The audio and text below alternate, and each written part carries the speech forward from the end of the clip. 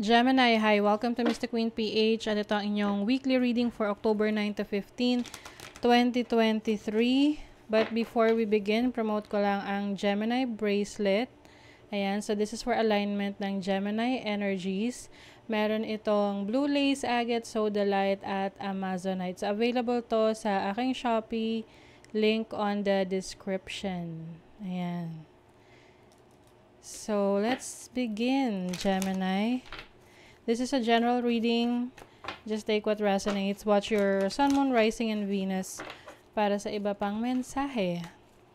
Just a reminder, gamitin lang ang reading na to bilang gabay.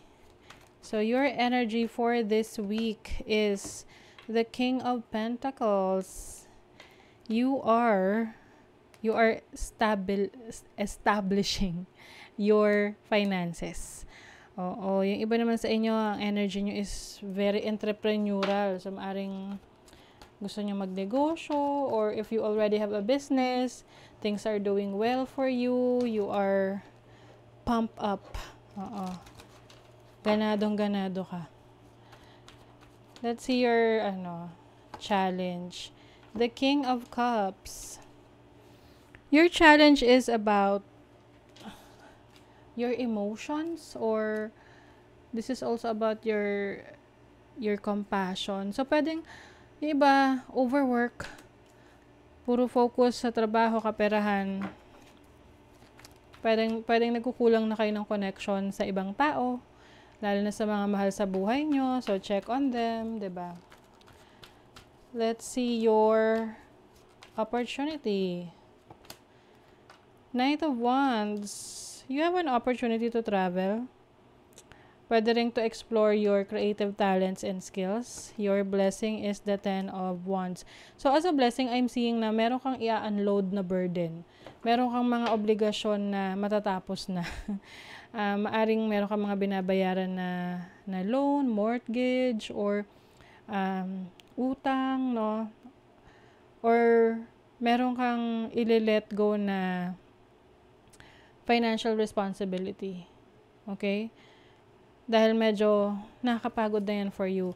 And maaari rin merong tatanggalin ng responsibility sa'yo because alam nila na it's too much. No? Halimbawa sa trabaho, maraming role na binibigay sa'yo, maraming trabaho. So, babawasan nila yung trabaho mo. So, let's see. What is the King of Pentacles? Ooh, Three of Swords. I feel like kahit na you are established sa finances mo, you feel like something is missing. Totoo naman kasi minsan nakakapagod, 'di ba? Na lalo na pag marami kang responsibilities, parang ikaw na lahat, pasan mo ang daigdig. Na kailangan mong maging very strong for your family, lalo na kung ikaw ay ikaw yung breadwinner. Let's see what is the King of Cups? Six of Swords. Para meron kang gustong puntahan, no? Or iwanan para makapunta ka doon sa gusto mong puntahan, pero hindi mo magawa. Maybe because you need to still do a lot of things. Pero as an opportunity, 'di ba, nabanggit ko na may travel opportunities. So maaring makakapag-travel ka ngayong week na to, or mapupuntahan mo yung gusto mong puntahan. Pwedeng meron kang nami-miss na person. Iba kasi medyo malayo yung trabaho nyo sa family ninyo. You have the Queen of Swords. I think you finally know your priorities. Oo, yung iba rito maaaring nagkakaproblema sa relationship kasi yung can be your family member or someone na mahal mo sa buhay is sinasabi na parang puro trabaho ka na lang. Wala ka ng oras sa kanila. Five of Cups. you're going to realize something ngayong week na to, kung ano talaga yung importante, ano yung dapat ma-prioritize sa buhay. Kasi pwedeng may mga losses or maaring may mga, iba may regrets na hindi nyo binigyan ng attention tong isang bagay na to, tapos nung nawala na, saka ka nagsisisi. But at least you have learned. May natutunan ka dyan. So still, that is a blessing. At least malalaman mo kung ano pa yung pwede mong i-work out, ayusin sa buhay mo. Let's see, ano pa? Money, career, finances.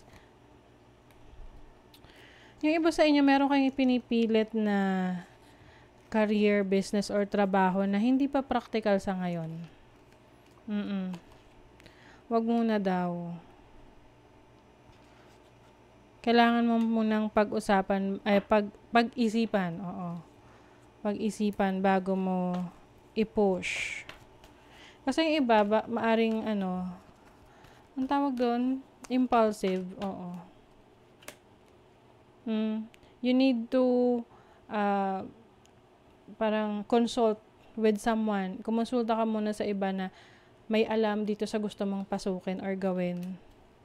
And be patient, no? Kasi yung iba, maaring naghahanap agad ng resulta.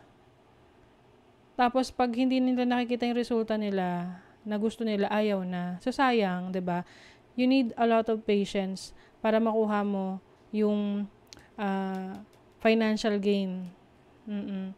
And also, to learn from the people na meron ng kaalaman dyan or expert na dyan sa gusto mong i-pursue. Minsan kasi yung iba, yung gusto nila, yun yung gusto nilang mangyari. Kahit na may kulang sa kaalaman nila. Sa relationship naman, merong new person. May new love coming in para sa mga single dyan. Wow. 4 of Wands. Mukhang seryoso to. Pwedeng may potential tong relationship na to. 10 of Swords. Yung iba kasi pwedeng nasa isang sitwasyon kayo na parang pagod na kayo sa kakahintay ng person sa buhay nyo. Busy kayo. Kasi busy kayo. But I feel like there is someone, merong parating para sa mga single dyan. If you are in a relationship, I think, parang marirenew yung relationship ninyo. May maayos. Success. Today is a really good day. You're on the flow. Problems are solved quickly and easily. Helpful people show up for you and unexpected gifts fall into your lap. So, merong surprise or success na parating sa inyo, like a surprise gift or a successful thing that will happen this week for you. Okay? So, that is your reading, Gemini. Kung nagustuhan nyo ito, naka-resonate kayo, mag-comment kayo dyan, like, share, subscribe, para lagi kayong updated sa ating mga readings. Thank you so much, Gemini. See you again.